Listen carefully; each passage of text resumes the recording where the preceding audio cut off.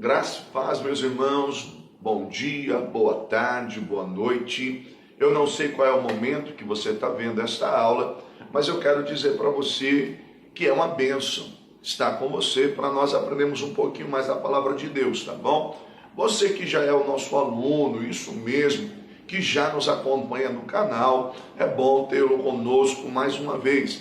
Você que ainda não está assistindo esse vídeo pela primeira vez, se inscreve aí no canal, entre em contato conosco, faça aí a sua inscrição para fazer parte de um curso que tem mudado vidas, um curso que tem restaurado vidas, meus irmãos. Então, o Instituto Ministrando para Transformar Vida é uma escola onde tem transformado vidas por meio da palavra de Deus. Então, eu já estou com o meu módulo na mão aqui, tá bom? Olha aqui. Nós vamos estudar hoje o panorama do Novo Testamento, as epístolas e Apocalipse, isso mesmo.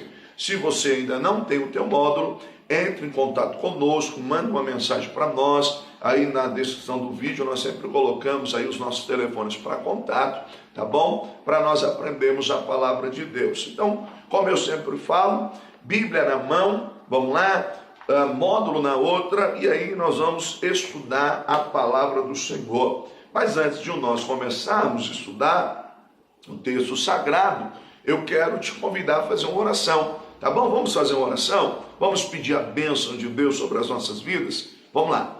Senhor Deus e Pai, Deus de toda honra e toda glória, eu te agradeço, ó Deus, por essa oportunidade. Deus, quero pedir a tua bênção sobre a minha vida, sobre a vida do meu irmão, da minha irmã. Meu Deus, que nesses minutos, Senhor, vai estar conosco nesta aula. Fala conosco, ó Pai, para a glória do teu nome. Amém e amém. Bom, você que está estudando conosco, que é nosso aluno, sabe que nós temos uma sequência das aulas, isso mesmo.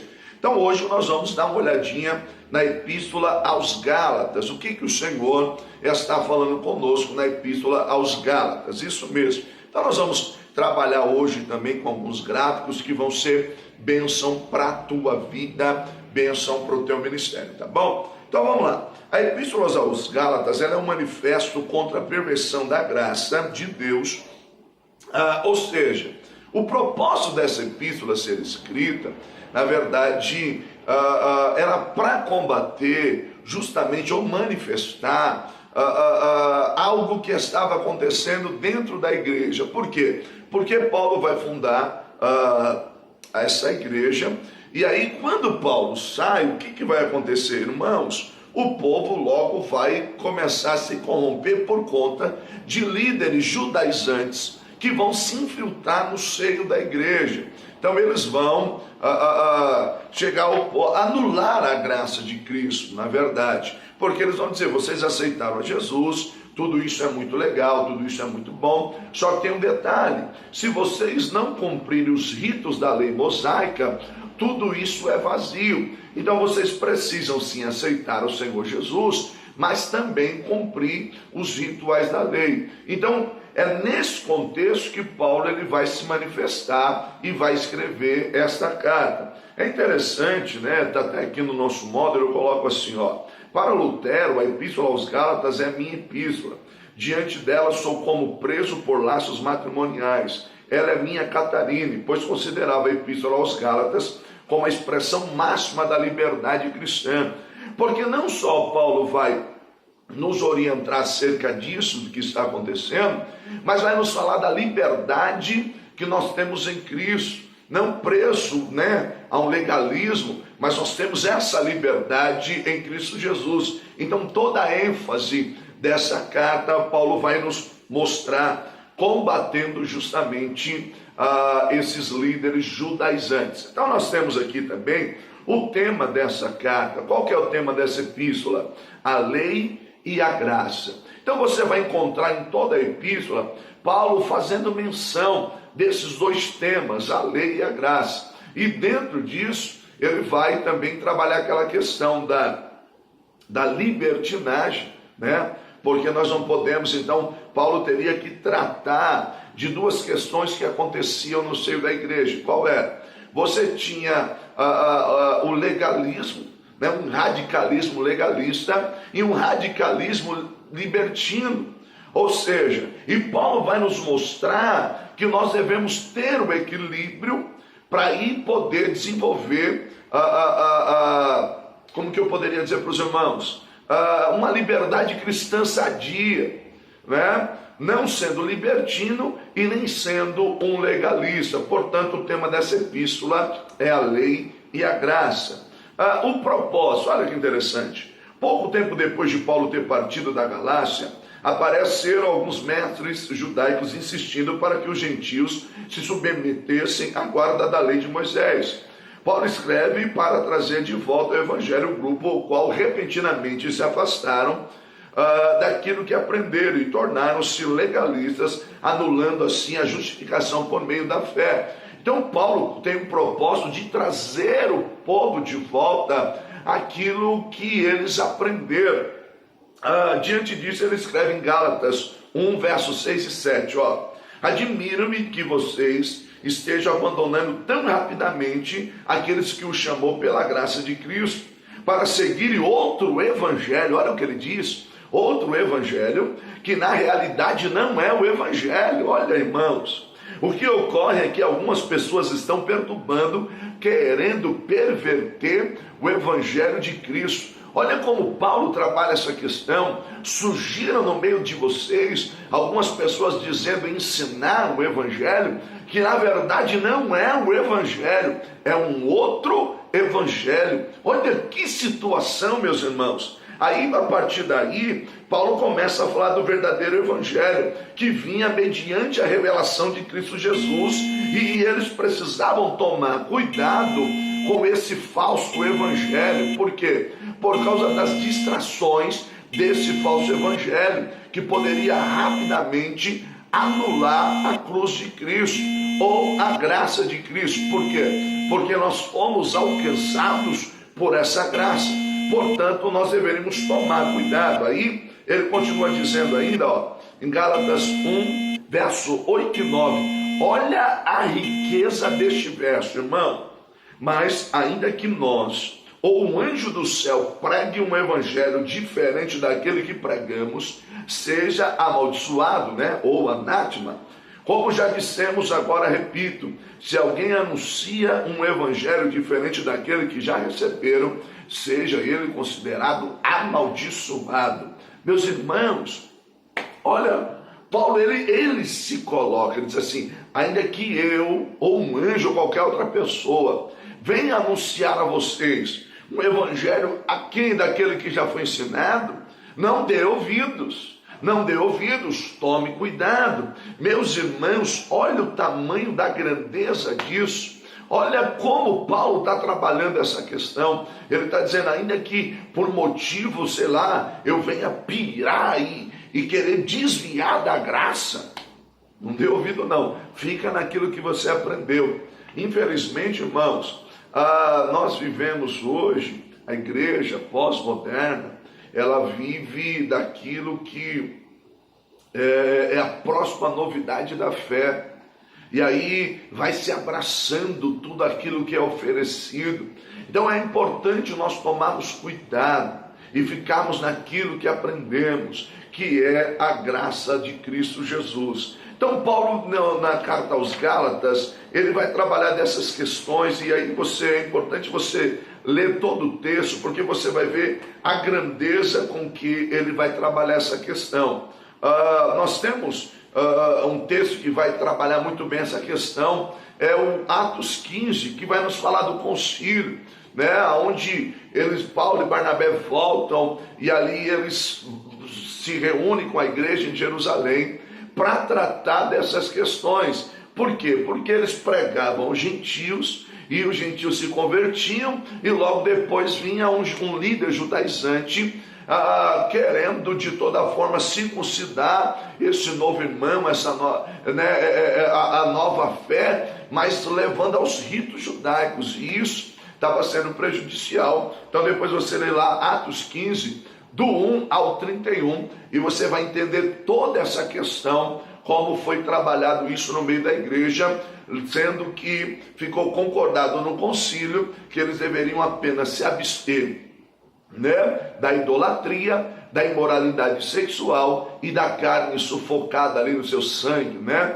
Então foi isso que ficou concordado. Então o propósito de Paulo também ao escrever a carta, ele é tanto específico como abrangente. Por quê? É específico em sua insistência em afirmar que aceitar visões alteradas da mensagem apostólica sobre Jesus Cristo é anular a fé cristã, e que em suma apresenta que o homem não é justificado por obras da lei, e sim mediante a fé. Então Paulo vai deixar bem claro essas questões.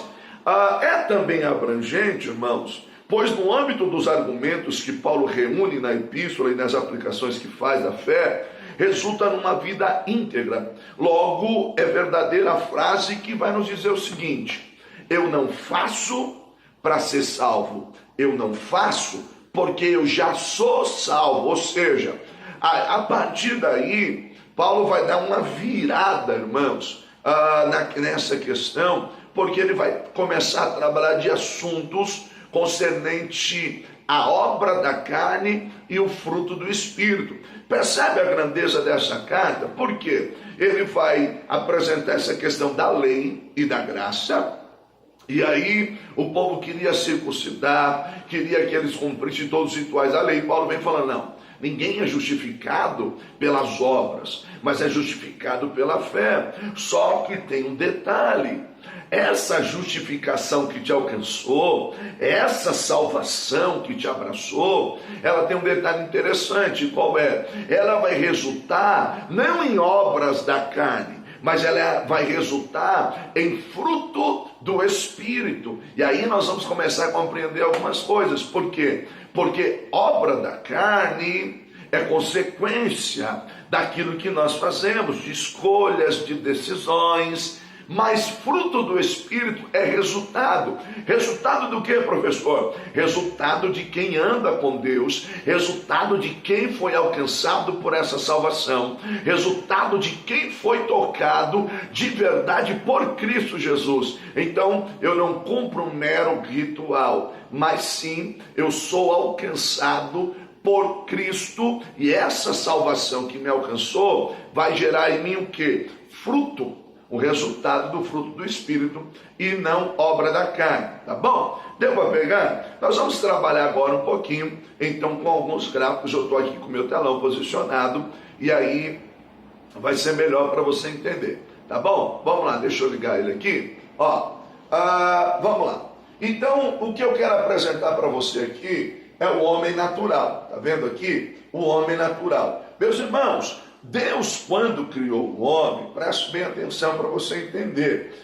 Deus, quando criou o homem dentro da tricotomia humana, que é o que a nossa escola ensina, tá? Eu respeito os adeptos da dicotomia, mas nós entendemos biblicamente que Deus, quando fez o homem, Deus o fez espírito, alma e corpo. Tá vendo aí? Espírito, alma e corpo. Olha que legal, meus irmãos, olha que interessante isso. Quando Deus cria o homem, Deus sopra em suas narinas o sopro divino. Tá vendo aqui, ó? Deus soprou nas suas narinas o sopro divino.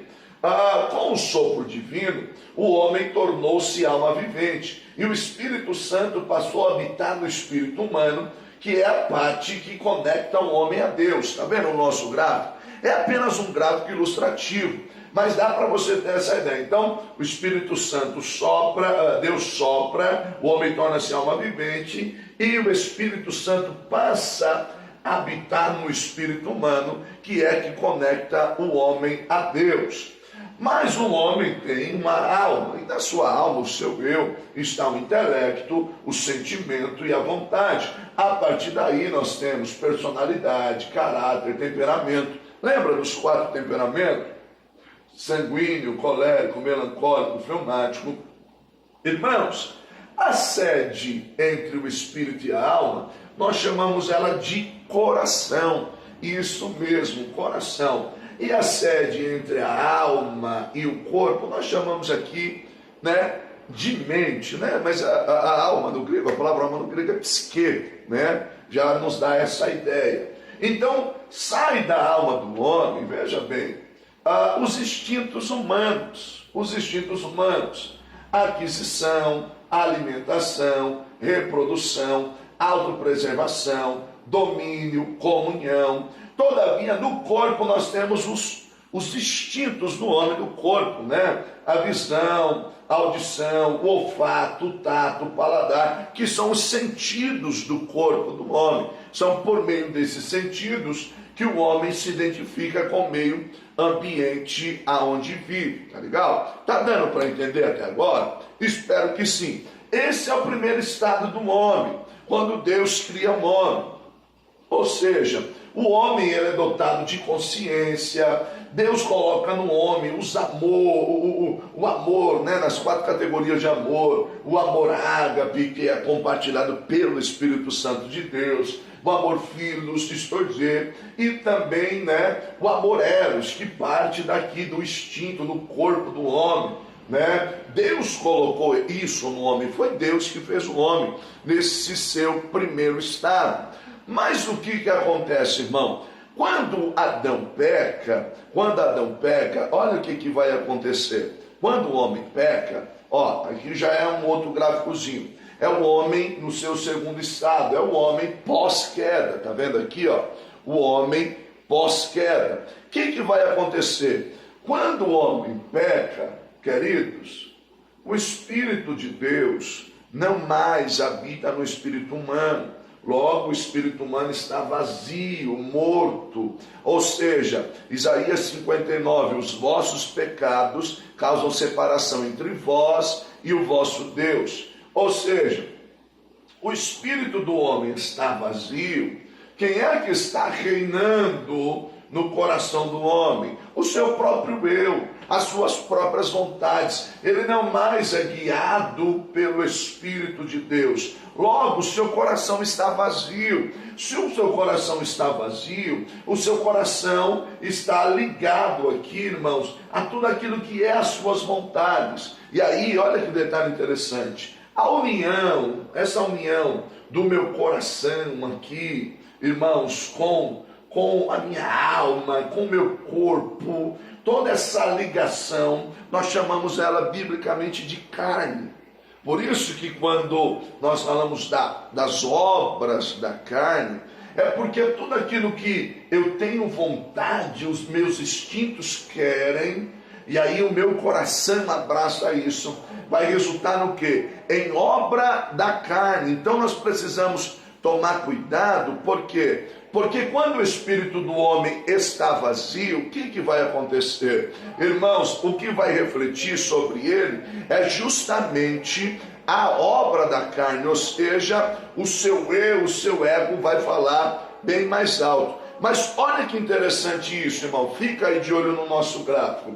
Lembra que eu falei que quando Deus cria o homem, Deus dá a ele a capacidade dos instintos, Deus coloca isso no homem. Foi Deus que colocou, não foi mero acaso. Ou seja, dizem alguns estudiosos que se o homem não tivesse esse instinto de sobrevivência, ou esses instintos que estão ligados a ele ao nascer, olha que interessante, mesmo com os maiores cuidados, ele não sobreviveria. Isso mesmo, por quê?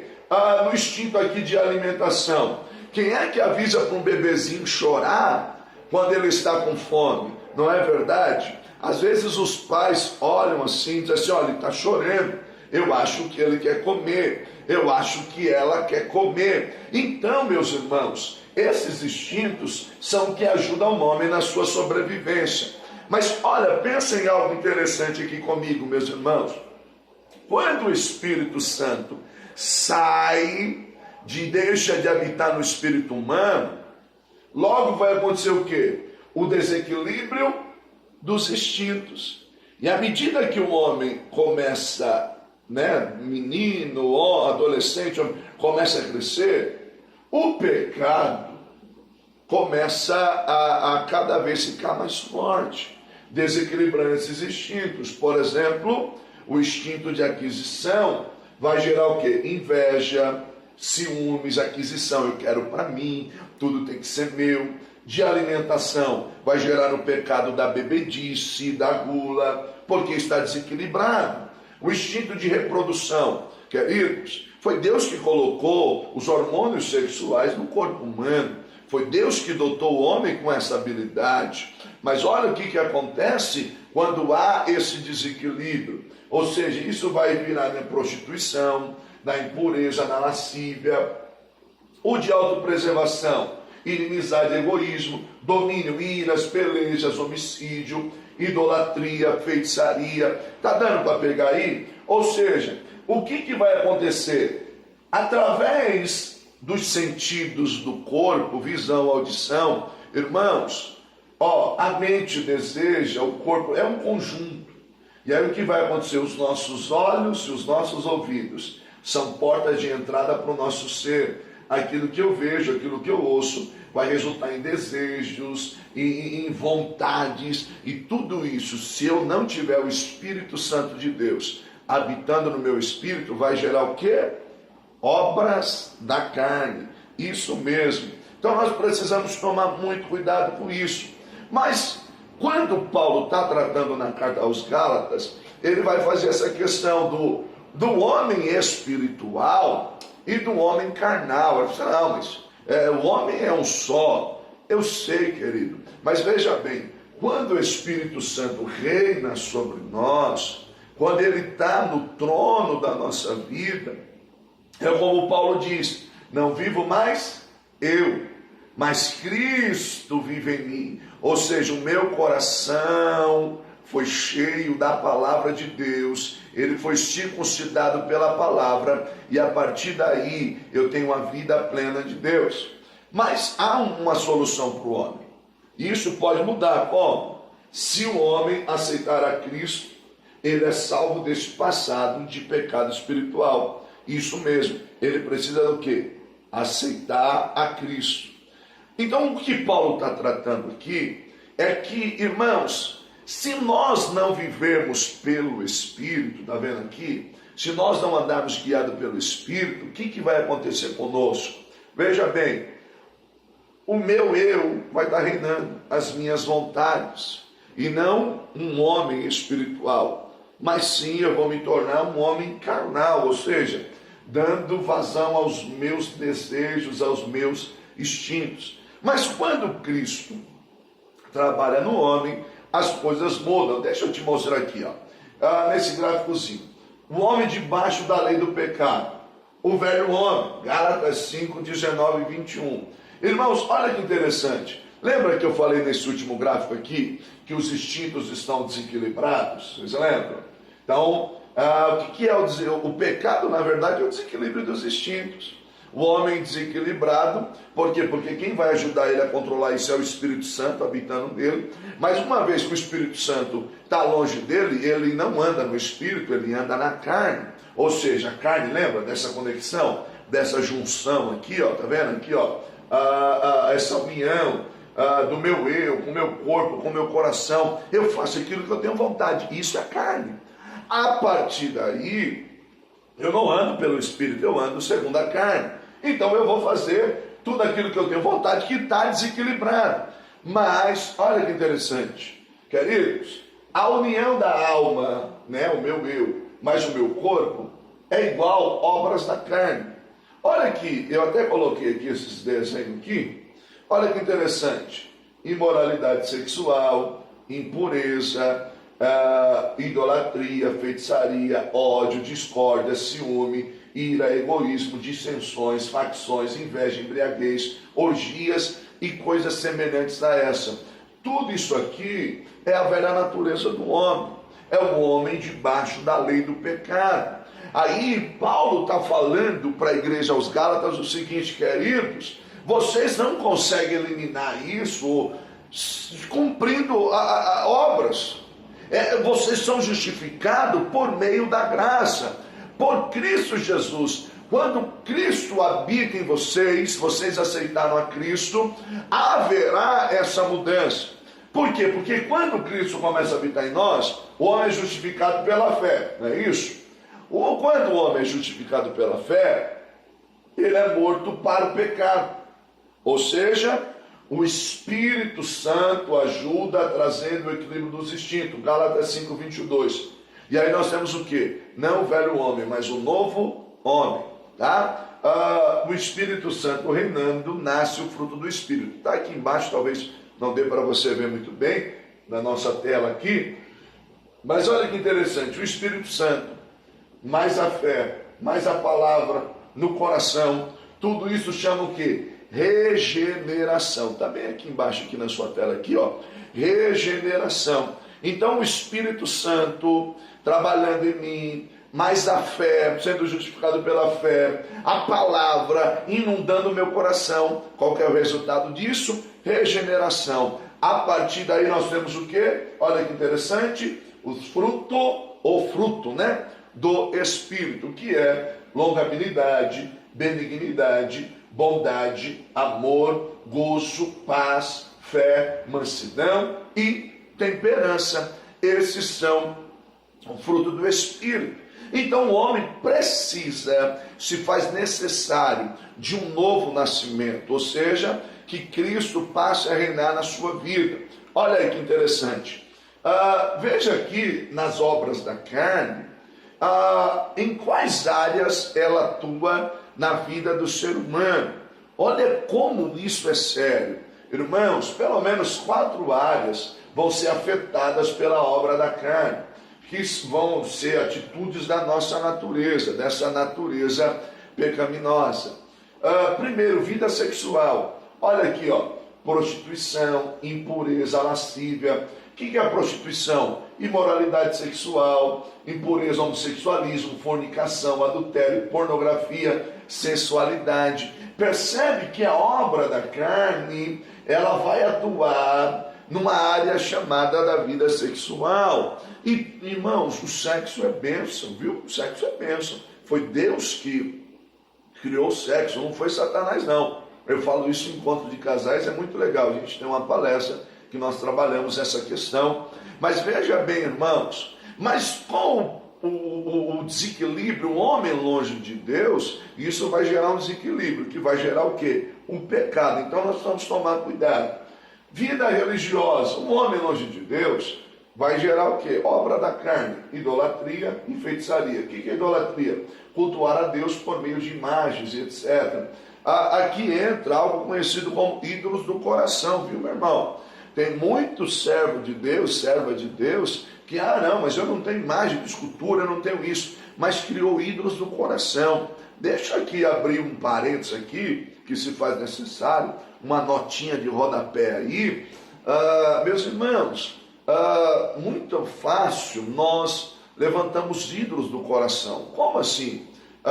Por exemplo, um time de futebol, ele pode tornar-se um ídolo do coração. Se o seu culto no domingo começa às 18 horas e você só vai para o culto depois que o jogo do seu time acaba, desculpa, meu irmão, mas você tem um ídolo do coração. É isso mesmo, você tem um ídolo do coração. Por quê? Porque o seu time é mais importante do que você estar na casa de Deus para adorá-lo. E por aí vai, um carro pode se tornar um ídolo do coração, uma casa, uma faculdade, um relacionamento. Então precisa tomar cuidado. E a feitiçaria, buscar a Deus por meio do ocultismo. Tudo isso é o desequilíbrio. Por quê? Porque o espírito do homem está vazio e esse espaço só é preenchido por Deus, mas desequilibrado, ele vai começar a buscar esse contato por meio de ocultismo e por aí vai. Mas Jesus mesmo declarou: eu sou o caminho, eu sou a verdade e eu sou a vida, e ninguém vem ao Pai senão por mim, tá bom? Vamos lá, focar aqui no nosso telão, por isso que eu estou aí meio escuro aqui, porque a ênfase aqui é você enxergar o nosso gráfico, tá bom? Relacionamentos, inimizade, discórdia, egoísmo, facções, dissensões, inveja. Percebe que as obras da carne, elas vão atuar em 4 áreas: vida sexual, vida religiosa, relacionamentos, e eu como indivíduo, que aí é a minha particularidade, que entra bebedice, glutonarias e coisas semelhantes a essa. Tem jeito para se livrar dessa obra da carne? Tem. Como é que eu posso fazer para ser curado dessa obra da carne? Opa, vamos lá, tá aqui. O que eu preciso? Eu preciso ser justificado por meio da fé em Cristo Jesus. Que aí eu até coloquei aqui, é o novo Adão, ou seja, nós somos justificados em Cristo Jesus. Se no primeiro Adão o homem cai e ele vai herdar, né, essa consequência da distância de Deus, e aí essa natureza caída, pecaminosa, que é o desequilíbrio dos instintos, mas no novo Adão, na fé em Cristo Jesus, ele tem vida, ele nos dá vida, ele restaura a nossa vida. Por quê? Olha, lembra que o espírito do homem estava vazio, morto? Quando o homem aceita o Senhor Jesus como seu único e suficiente Salvador pela fé, o Espírito Santo volta a habitar no seu espírito humano e vai o que? Ele dá vida. A palavra de Deus é pregada e vai encher esse coração. Aí não mais o meu eu vai reinar sobre mim, mas o que? Cristo está reinando sobre a minha vida. Então eu passo a ter a minha mente e o meu coração circuncidado pela palavra, não por obras da lei, mas pela palavra que entrou em mim. E aí, queridos, olha que interessante, lembra que eu tinha esse casamento da minha carne com o meu corpo com o meu eu, que era a carne? Agora, irmão, o meu espírito está conectado à minha alma, e aí, porque o Espírito Santo reina sobre mim, e agora a minha mente é a mente de Cristo. O vírus do pecado, olha aqui, daqui embaixo, o vírus do pecado, o antídoto, o sangue de Jesus veio sobre a minha vida. Olha o antídoto aqui, o sangue de Jesus veio sobre a minha vida e me purificou do vírus do pecado. Ou seja, eu passo a ter a mente de Cristo, e quando eu tenho a mente de Cristo, o Espírito Santo ele vem e me ajuda a equilibrar os meus instintos, e isso nós chamamos de santificação. Porque agora eu estou morto para a lei do pecado e eu vivo para Cristo. O Espírito Santo agindo sobre a minha vida, no meu intelecto, no meu sentimento, nas minhas vontades. O amor ágape é inserido no meu coração e o meu caráter é mudado, a minha personalidade, os meus temperamentos são controlados pelo Espírito Santo de Deus. E qual é o resultado de tudo isso? Isso tudo vai gerar no quê? No fruto do Espírito sobre a minha vida. E aí eu coloquei esse desenho aqui, bem legal, porque nós sempre usamos as expressões assim, os frutos do Espírito, mas na verdade é o fruto do Espírito. Pensa num fruto com muitos gomos, isso mesmo, né? A gente usa o exemplo da uva, mas tem gente que gosta de ilustrar como exemplo da mexerica, né? Ela não tem muitos gomos. Então essa é a ideia do fruto do Espírito. Olha que interessante, o Espírito Santo está reinando em nós e nasce o fruto do Espírito. Olha que legal. Então, como eu disse para você, se obra da carne é consequência das escolhas, consequência de um desequilíbrio, consequência de atender a desejos, de atender a vontades, o fruto do Espírito é resultado. Resultado do quê? Resultado de andar com Deus, resultado de ter uma vida consagrada ao Senhor, com resultado de ter uma vida ligada a Ele. Gálatas 5, 16 a 21 diz assim, por isso digo, vivam pelo Espírito e de modo nenhum satisfarão os desejos da carne, pois a carne deseja o que é contrário ao Espírito, e o Espírito que é contrário à carne, e eles estão em conflito um com o outro, de modo que vocês não fazem o que desejam. Mas se vocês são guiados pelo Espírito, então não estão debaixo da lei. Ora, as obras da carne são manifestas: imoralidade sexual, impureza, libertinagem, idolatria e por aí vai. Mas ele está dizendo assim, se nós andarmos em Espírito, não satisfaremos essas vontades. Gálatas 5, 22 a 25. Mas o fruto do Espírito é amor, alegria, paz, paciência, amabilidade, bondade, fidelidade, mansidão e domínio próprio. Contra essas coisas não há lei. Os que pertencem a Cristo Jesus crucificaram a carne com as suas paixões e os seus desejos. Se vivemos pelo Espírito, andemos também pelo Espírito. Olha, irmão, que coisa, hein? Que preciosidade. Olha que interessante.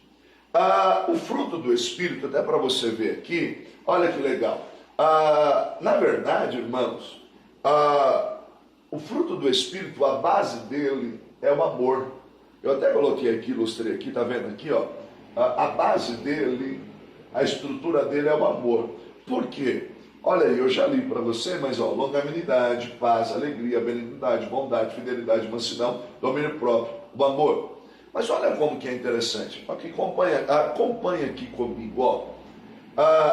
O amor é o fruto. Alegria é o amor se regozijando. Paz é o amor em repouso. Longanimidade é o amor exercendo paciência. Benignidade, o amor fazendo bem ao próximo. Bondade, que é a mesma coisa. Fidelidade, o amor cumprindo a sua palavra. Olha que legal, fidelidade é o amor cumprindo a sua palavra. Domínio próprio é o amor se controlando. E contra essas coisas não há lei. Mansidão, o amor suportando as ofensas. Então nós temos aí essa discussão que Paulo apresenta entre a lei e a graça na sua carta, que vai resultar no que, meus irmãos? Nos mostrando que se andarmos em espírito, o resultado disso é o fruto do Espírito, mas se andarmos segundo a carne, a consequência disso são as obras da carne. Deu para pegar? Deu para entender? Você que tem o seu módulo, você tem todos esses gráficos aí. Então, para você estudar, para você acompanhar os versos, eu coloco os versos aí no seu módulo, fica muito melhor o seu estudo. Tá bom, meus irmãos? Então, falar em línguas é dom, mas controlar a língua é fruto. E aí, irmãos, dons não é símbolo de salvação. Não. A Bíblia diz que os dons são sem arrependimento. E naquele grande dia, muitos vão dizer, mas Senhor, em teu nome eu fiz isso, em teu nome eu fiz aquilo. Mas o fruto do Espírito é símbolo de quem anda no Espírito. E quem reina sobre a vida dele é o Espírito Santo de Deus, como eu coloquei aqui no nosso gráfico. Tá bom? Então vamos avançar aí. Para quem foi escrito, até coloquei aí, o título da carta já traz essa informação. Foi escrito aos Gálatas, embora a sua mensagem seja relevante aos nossos dias. Como eu já tratei essa questão, foi apresentada aos judaizantes, aos líderes judaizantes, mas a sua mensagem é relevante aos nossos dias e ela é muito atual.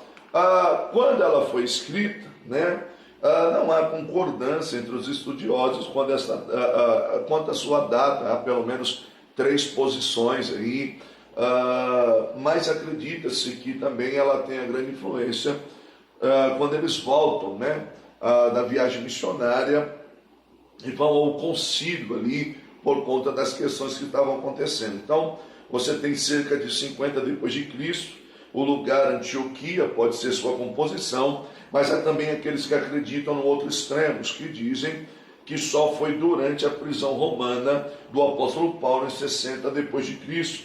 E ainda aqueles que defendem a teoria na galáxia do norte aceitam uma data mais remota, justificando a visita do apóstolo Paulo, que é aquela área que ocorreu na 3ª viagem missionária, conforme mencionado em Atos 18 ao 23. Bom, discussões à parte de quando ela for escrita, o importante é que ela é de relevância aos nossos dias e é muito especial e faz toda a diferença para nós, tá bom? Vamos continuar aqui. Vamos agora entrar na carta, na epístola aos Efésios. Isso mesmo, meus irmãos. Nós vamos entrar aí na epístola aos Efésios. Você que tem o teu módulo pode acompanhar conosco e vai ser bênção para a glória de Deus, tá bom? Então nós vamos falar da carta aos Efésios agora, bem rapidinho, mas temos algumas lições que são de grande valia para a nossa vida. Então nós já olhamos para o Gálatas na nossa visão panorâmica, agora nós vamos olhar para a Epístola aos Efésios.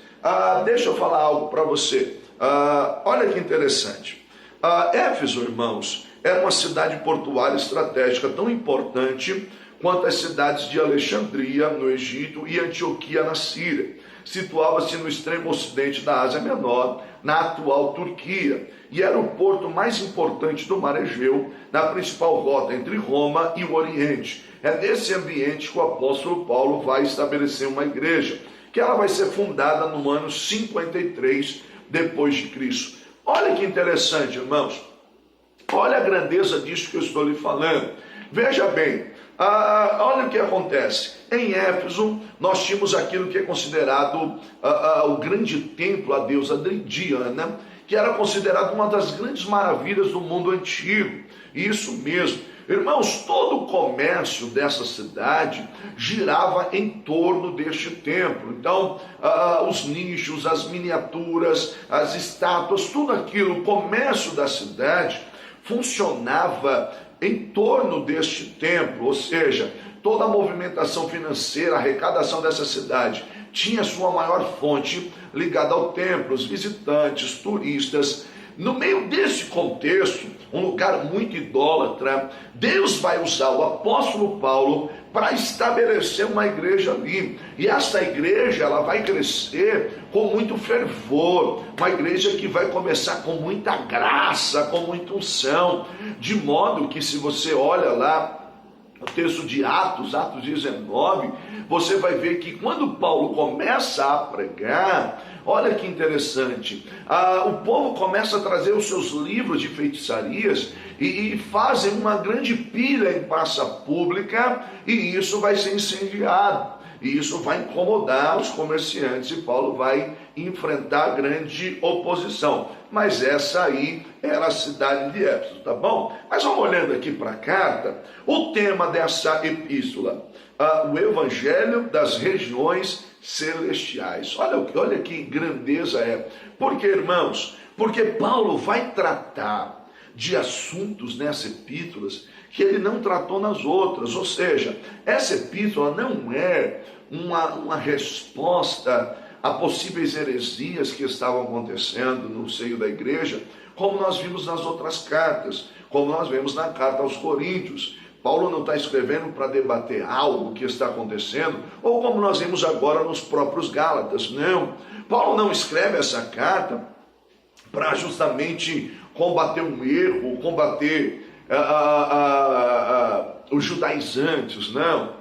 Olha que interessante, olha o propósito.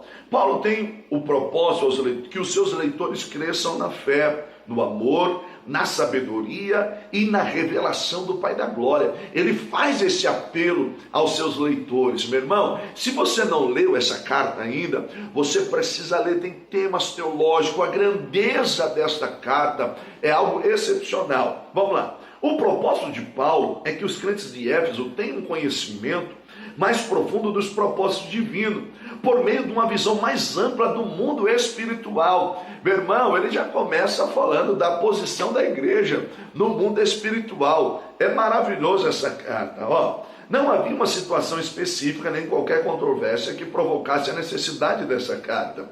Ao contrário, trata-se de uma carta de encorajamento, na qual Paulo descreve a natureza e a estrutura da igreja e desafia os crentes a agirem como representantes do corpo de Cristo na terra. Isso mesmo, Efésios é um dos documentos religiosos que transcendem o normal, atingindo um grau muito elevado na escala dos valores morais, intelectuais e éticos. Não é sem merecer que tem sido apresentado por teólogos e estudiosos do Novo Testamento como a epístola do terceiro céu. Olha a grandeza disso. A carta aos Efésios é considerada a epístola do terceiro céu, ou seja, ele vai tratar de profundidades, né? Por conter mais significantes e profundas declarações sobre os eternos propósitos de Deus concernentes ao homem. Olá, por que esta carta foi escrita? Com a intenção de manifestar de modo abrangente o significado de Cristo, a epístola descreve a ação e a obra de Cristo, a obra de Deus, na qual tudo penetra. Olha, Efésios 1:10, isto é, de fazer convergir em Cristo todas as coisas celestiais ou terrena, na dispensação da plenitude dos tempos. Ou seja, nesta carta, Paulo vai tratar das riquezas no âmbito do mundo espiritual, ou seja, numa atmosfera espiritual. Efésios 3, 8 a 12, embora eu seja o menor dos menores dentre todos os santos, foi-me concedida esta graça de anunciar aos gentios as insondáveis riquezas de Cristo, ao esclarecer a todos a administração desse ministério, que durante épocas passadas foi mantido em oculto em Deus, que criou todas as coisas. A intenção dessa graça era agora, mediante a igreja, a multiforme sabedoria de Deus se tornasse conhecida dos poderes e autoridades das regiões celestiais,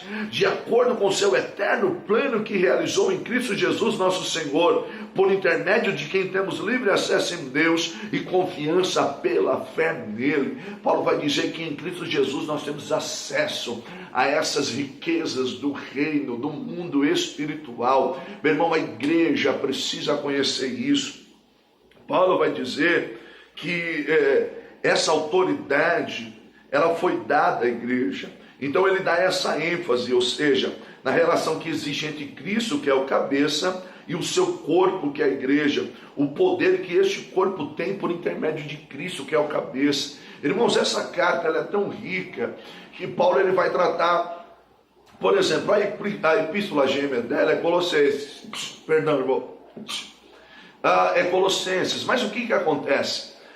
Quando Colossenses faz a ideia de Cristo, que é o cabeça, a carta aos Efésios fala da igreja como corpo, mas o poder que este corpo tem ligado a Cristo, que é o cabeça. Sabe o que eu quero dizer para você nesta aula?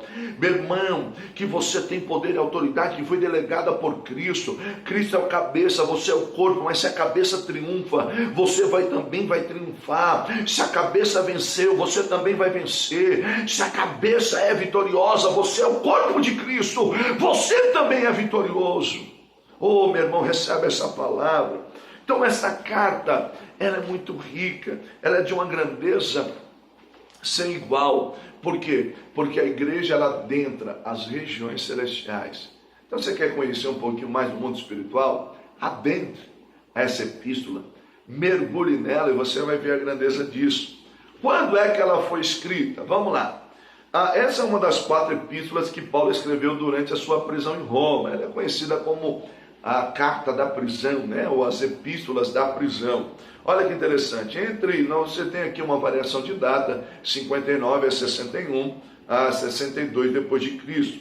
Essas cartas são conhecidas como as cartas da prisão, com exceção de Filipenses, as demais foram escritas na mesma ocasião, enviadas pelo mesmo mensageiro, né? Então você tem Efésios 6, 21, Tíquico, o irmão amado e fiel servo do Senhor, lhe informará tudo o que vocês também saibam a situação em que estamos passando. Ou seja, Tíquico, ele é quem vai enviar a esta carta. Então, nós temos aí dentro dessa carta essa grandeza. Eu vou colocar aqui de novo aqui no meu telão um gráficozinho para você olhar, para nós trabalharmos um pouquinho mais acerca dessa epístola, tá bom? Vamos lá.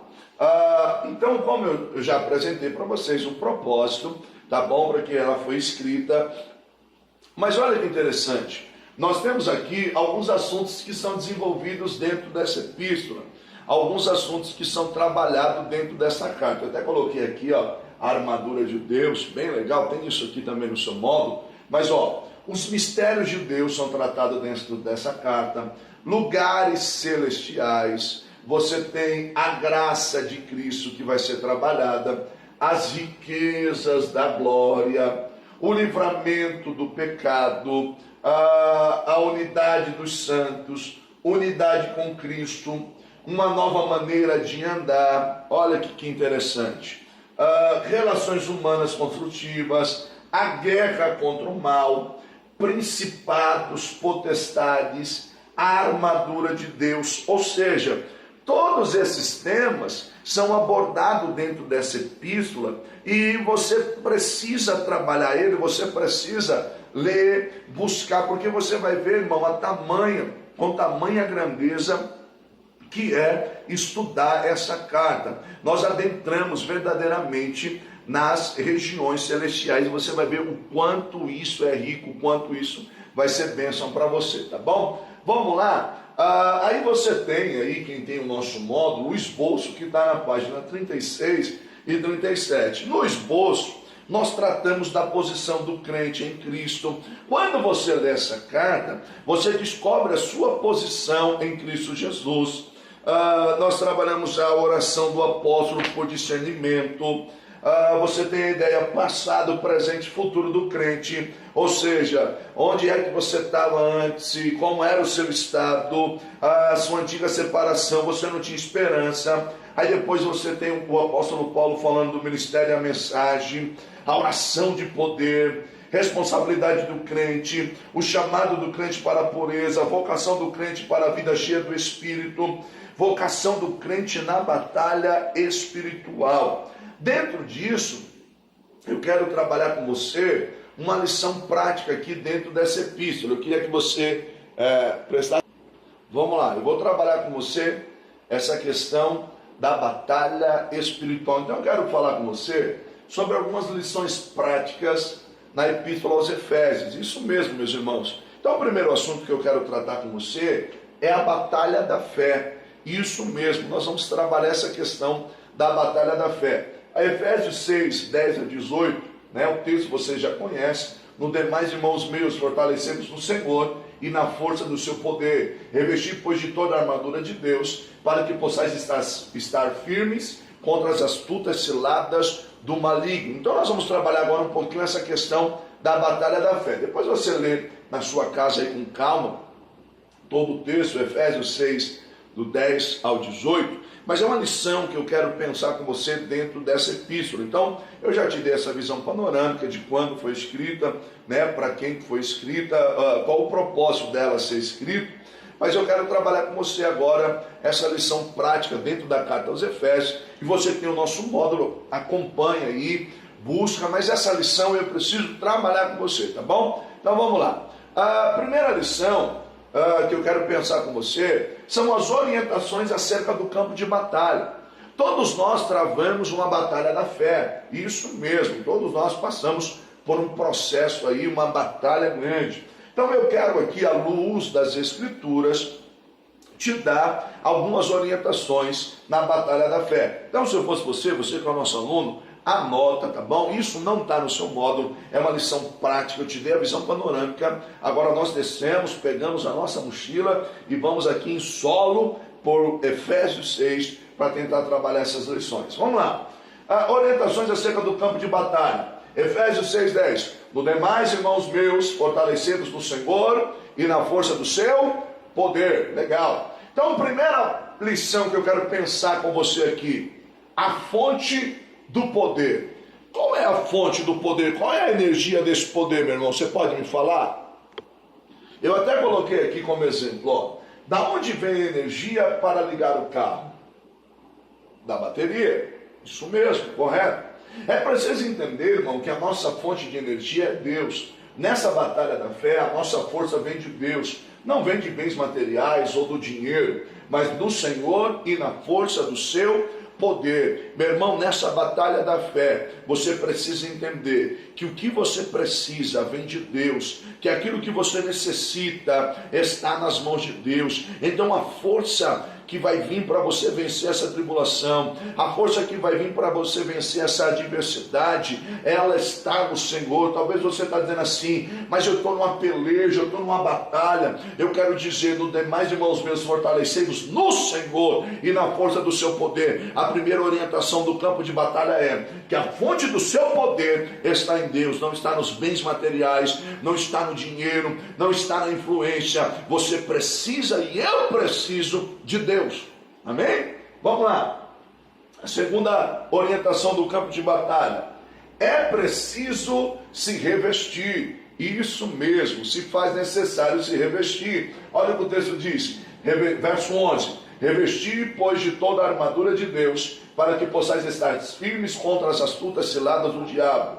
A expressão revestir quer dizer vestir-se com, cobrir-se, tornar a vestir. Ou seja, o que nós precisamos? Embora o Senhor já tenha nos dado vestes de santificação, como eu disse lá na carta aos Gálatas ainda há pouco, ou seja, o Espírito Santo habita em nós, mas mesmo que ele habite em nós, nos purificando, matando a nossa velha natureza, o que nós precisamos? De nos revestir do que? Da armadura de Deus. Nós precisamos desse revestimento, da armadura de Deus sobre as nossas vidas, o Espírito Santo de Deus atuando em nós, nos revestindo, nos capacitando nessa batalha da fé. Vamos lá, revestir com a armadura de Deus. De quem é a armadura? De Deus. Pois só assim podemos ficar firmes diante das astutas ciladas do maligno. Ou seja, eu preciso ter consciência e ter em mente, irmão, que a minha vitória vai vir, mas eu preciso estar com a armadura de Deus. Irmão, não existe outra armadura que possa te colocar de pé, mas a não ser a de Deus. Vamos lá? Terceira orientação do campo de batalha.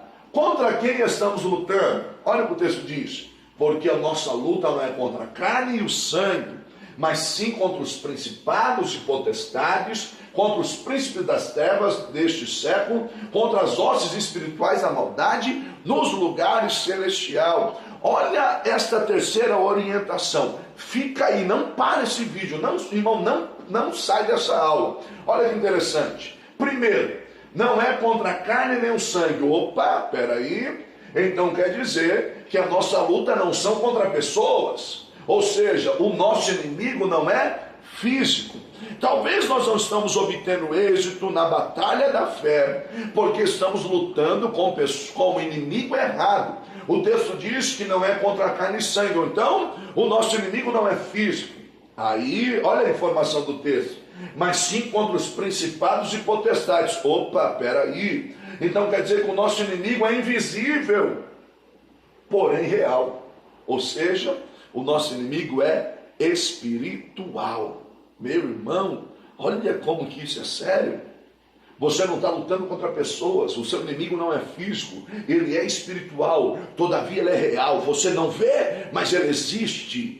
E ele está lutando contra a tua vida, contra a tua casa, contra a tua família. Ele quer parar você, quer parar o teu ministério. Mas eu tenho uma palavra de Deus para você: se revista, porque as portas do inferno não prevalecerão contra a igreja do Senhor. Vamos lá, aonde se dá esse campo de batalha? Nos lugares celestiais, ou seja, a batalha acontece no âmbito espiritual. Meu irmão, então uma coisa é mais séria do que nós pensamos. A guerra é travada no âmbito espiritual, no mundo espiritual. Meu Deus do céu, irmão, talvez nós não estamos logrando êxito nessa batalha, porque estamos lutando no lugar errado, contra o inimigo errado e usando as armas erradas. Mas olha que interessante, quarta lição.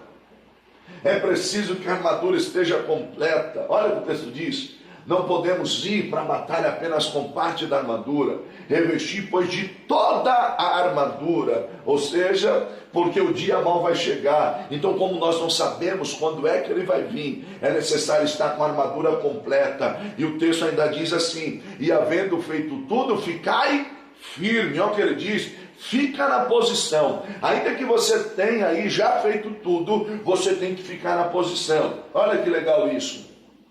Quinto ponto, irmãos, a grandeza da armadura. Olha, interessante. Dentro da armadura, cada peça é de suma importância, porque ele diz assim, para nós nos revestirmos de toda a armadura. Mas, olha que interessante, nós precisamos conhecer essa armadura. Coloquei aqui para você ver um gráficozinho. O que Paulo tem em mente, irmão, quando ele está escrevendo acerca da armadura de Deus? O que Paulo tem em mente é a postura de um soldado romano, isso mesmo. E ele vai usar essa figura de linguagem. Paulo, nos seus escritos, usava dessas metáforas, dessas figuras, para tentar ilustrar um princípio espiritual. Ele vai falar do corredor, do atleta, ele usa a figura do casamento. Mas aqui em Efésios 6, ele está fazendo usando a figura de um soldado romano. E aí ele vai falar do capacete, e aí ele diz o capacete, que é o capacete da salvação. a couraça, o cinto da verdade, sandálias, a espada, o escudo da fé. Olha que interessante, capacete da salvação, escudo da fé, couraça da justiça, o cinturão da verdade, a espada do Espírito e calçar os pés na preparação do Evangelho da paz. Ou seja, nós precisamos, necessitamos, se faz necessário estar revestido da palavra de Deus, da armadura de Deus. Vamos olhar cada uma dessas peças rapidamente. Olha a grandeza dessa aula, meu irmão. Se eu fosse você, se eu ainda não era aluno, eu me inscrevia, porque você vai crescer na graça e no conhecimento de Deus. Vamos lá. Cada uma dessas armaduras agora, dessas peças. Cinturão da verdade. Assim mantenham-se firmes, cingindo-se com o cinto da verdade. Irmãos, o cinturão era responsável por segurar as outras partes da armadura. O cinturão segurava a espada. E se você andar na verdade, se você não andar na verdade, não poderá usá-la. Satanás é o pai da mentira, mas o crente que anda na verdade pode vencê-lo. Irmãos, o cinturão, ele dava firmeza às outras partes, assim mesmo como sustentação para carregar a espada. Ou seja, cinturão da verdade. Meu irmão, se você não anda na verdade, não adianta você querer usar a espada. Por quê? Porque a espada não é a palavra de Deus. Ou seja, alguém vai dizer assim, ele fala, mas ele não vive aquilo que ele prega. Ou seja, ele é um mentiroso. Então você não tem autoridade para usar a espada. Por isso que você tem que estar com o cinturão da verdade. Ou seja, a verdade do homem ela pode ser relativa, mas a verdade de Deus liberta. E conhecereis a verdade, e a verdade vos libertará. Aleluia! Vamos lá? Segunda peça, vestido com a couraça da justiça.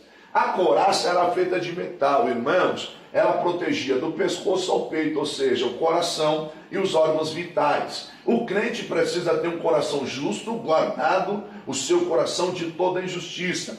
Quando o crente veste essa couraça, irmão, ele está protegendo o seu coração, os seus órgãos vitais. Ou seja, se o seu coração está guardado em Cristo, você está protegido. Então, use a couraça da justiça.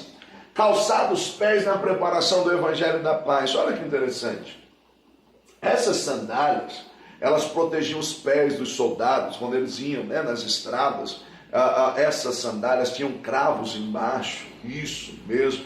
E elas protegiam, elas davam firmeza na caminhada. Irmão, o crente precisa ter a firmeza do Evangelho, porque senão ele não vai aguentar o caminho, porque senão ele vai parar. Por isso que ele precisa estar calçado na preparação do Evangelho, ou seja, ele precisa estar preparado, porque a caminhada é longa, a caminhada tem espinhos, a caminhada tem pedras, a caminhada ela tem subidas, a caminhada ela tem caminhos que são declives, e se você não tiver firmeza, você vai querer parar, você vai querer desistir. Mas se você se revestir e calçar os seus pés com a preparação do Evangelho da paz, você vai estar preparado como um guerreiro de Cristo Jesus.